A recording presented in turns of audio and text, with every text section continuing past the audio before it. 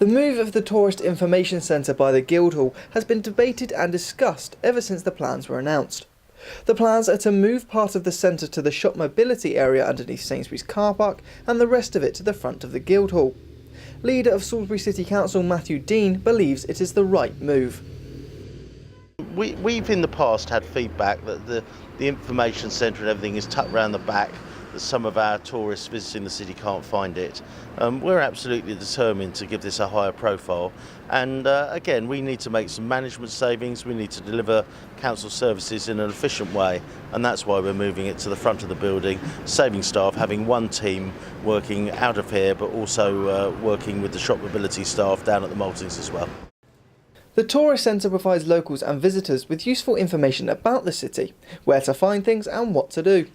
When I spoke to the public on Tuesday, there was concern about the time it would take to complete the move, but Councillor Dean says time will not be an issue. It's not going to take any real time at all. What we've said is that we're not going to do the move until the end of this season, so we're probably going to do it January, February of next year, and the first phase is to refurbish the Shopmobility Centre. It desperately needs investment down there, and the service there is very busy, it's well used, so we need to make that investment, and that's the first stage of the process, and we'll be doing that in January and February. The reason this is a news story at the moment is that the approvals to spend and the decisions we made have been taken in the last week or so. Councillor Dean says the move will cost around £35,000, but he says the savings from the plans will bring in £65,000 a year. Opposition Councillor John Walsh is fighting the plans and says the money should be used elsewhere. I certainly think we don't want to rush in and spend that money there. There are lots of things the council needs to do which are being restricted.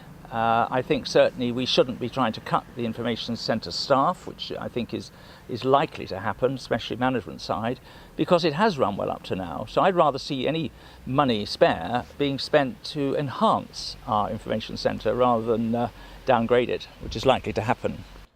Councillor Walsh says that through the work of the public and the petition being signed, parts of the plan have been changed, but he still has a lot more to fight.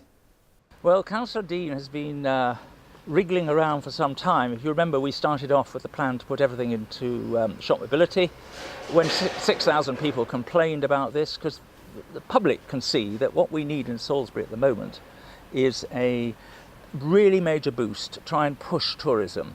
And removing it to underneath in a car park, underground car park, doesn't make much sense, and that's been realised. And he himself has realised that.